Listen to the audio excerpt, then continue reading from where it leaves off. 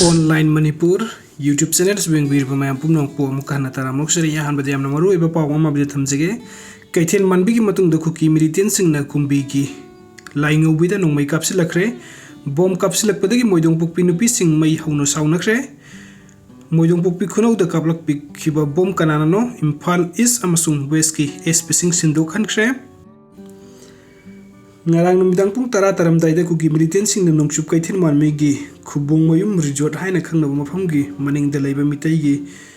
sang amada nongmei kapsin duna mai thadok lomba thodoki mangoina numidang pung ni palom tarakpada MOIDONGPOK khunau da leiba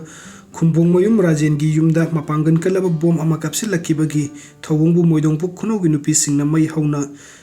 सावरदुनो यानिंगदबा फुंगदोखरे बोम काप्सिल्लाखिबा थौंग असिगी मयुक्ता ngasi ayuk pung 13 tarakpadagi nungthin pung 2 फावबदा MOIDONGPOK खुनौगी वेस्टर्न मॉडर्न क्लब न सिंदुना MOIDONGPOK खुनौ mayai leikaida community hall da wakat khungjing chingchingkhre khungjing asida saruk yakiba nupising yumlakta bom kapsilakpa yaningde lengak namara leibasing thidoktuna sairak piyu amasung thawung asi terrorist ki thawung ni haireduna akanba mongdu yaningda ba kholausing lauki mafam adu da kapsilakpadagi pokhai khidraba bom asida hindi mayekna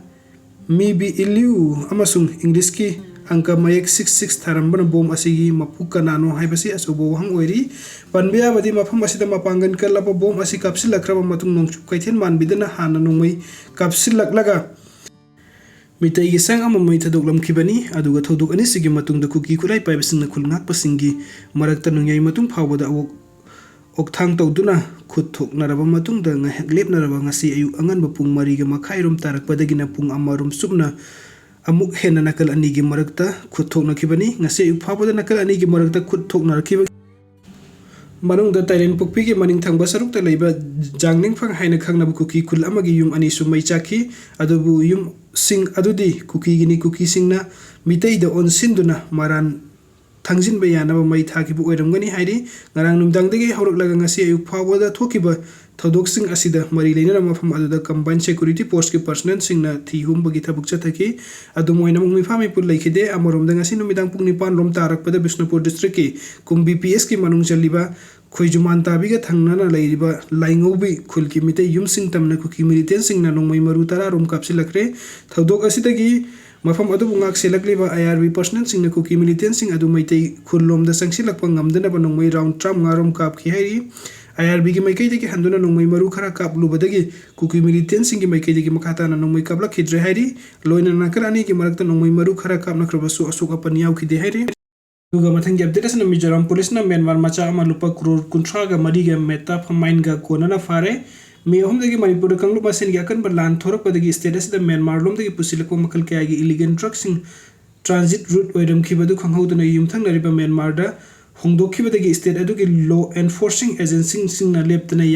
yamlaba illegal drugs phagalakpagi makhatarakpa ngarangsu Aizol district special branch na phangba khanaba report amadagi branch asigi team amana Mizoram dagi Jenbok iski mafam amada thihumbagi thabuk chathabada lupa crore kuntra ga mari rongi mamal oigedaba Christian methamphetamine kilogram 13 henna fare hairi illegal drugs asi gari amada hablaga Myanmar macha amana puraga chalambani haina Mizoram police headquarter dagi IGP su oiriba Mizoram police ki siftagi thador pacheron amana phongdokpiri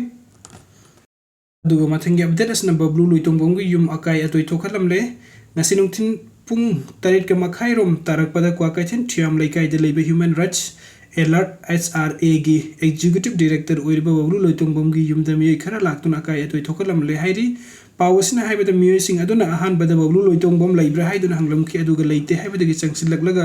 sumangda khamba gari ama yauna imungi potlam khara akai atoi thokalambani makoina mahangna interview amada phongdokhiba wafam sing adu ngasi numidang pung 9 pawbugi manungda singdurakadabani haina su khangalamki hairi loinana mahaki maikai dagi su interview aduda phongdokhiba wafam sing adu withdraw tawre haina phongdorakre aduga mathangi update asna nauna amuk nongmei kapnaraglibasi law and order fatabai khudamni Manipur democracy laikhigadra lairoidra oibobi political party taragi mifam na Manipur gi wathuk loisinaba punna leminagani haina warip nakre Manipur lairiba tongan political party taragi mihching sarug yaduna ngasi convention on Manipuri crisis hairiba apun ba mifam ama pangthoklaba matungda mifam asida saruk yakiba hanagi chief minister okom ibobina nauna amuk nongmei kapnaraklibasi law and order fatabagi khudamni amasung hojik miyamgi mihutna laingakpagi thabuk India da laikhigadra amasung Manipur da democracy laikhigadra natragna lairoidra haibagi asobu hang ama thorakle haina phongdokhre Imphal hotel ki sangai hall da pangthokiba convention adu ki matungda mahakna makhata na hai Miyam na hena khangbirabani law and order haibasi state ki subject ni miyam ki punsi amasung lanthumngak senbagi thabuk state laingak na tawgudabani adubu handaki laibak thiba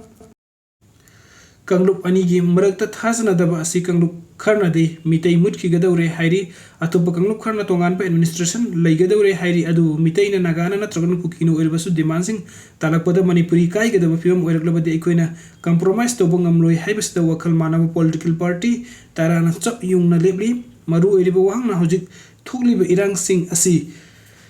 thorak tringai ki mamang da manipur gi rule of law kadai de sat chabage hanki center da BJP ki lengak leire state su BJP ki lengak leire adubu state lengak asi center na ngak libra na trang state ngak libra haiba miyam na samam na pokhale ngahak leire ga article 355 chanare amuk haiba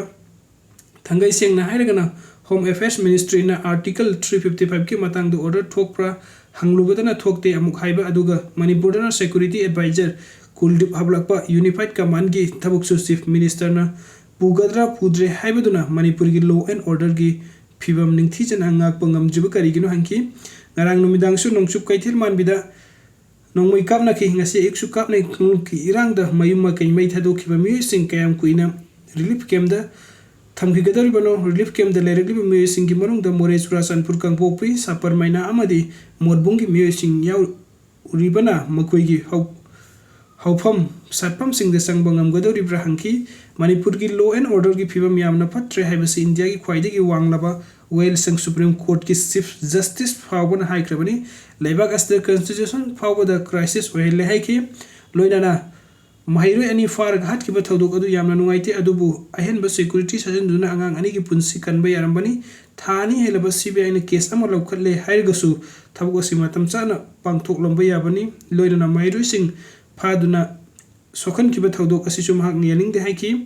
pawgim pham aduna JDU Manipur State Unit ki president ke S Biren party sig spokesperson da Nimai Chen Ruwa MPCC ki president K Megasandra ex minister I Hemosandra hanagi speaker TS Lokesors na singba yauna political party taragi mhuching na saru yaki panbaya badinga si pangtho ki political party taragi mifam na amatu oina yani ki ofam singi manung de union amasung state laingak na thausa daba amasung aho basung leibadagi hiram khudingmakta fail oiraklabana Manipur gi hojik mayuk na riba problem amasung issue sing asi political party taran roiba waroisin ama purakna punna tabuk tawminnaba irang asi hawrokpadagi hojik phawbo prime minister na tuminna laisin khibabu yaning deba phungdok pagaloina na irang asi ki manung de nupi angang hal mahiroi sing amasung naha sing de satta kiba violence ki tabuk sing gi matang de ningthisana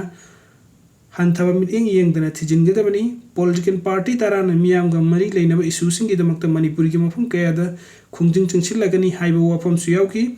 loina na Manipur da mahusa ki ingtappa amasung tangdu leita daba purakna bagi damakta laingakna stakeholders sing wari sagadabani ingtappa purakna bagi damakta laukalakpa thabuk sing da saruk yagani haiba warep su laukiba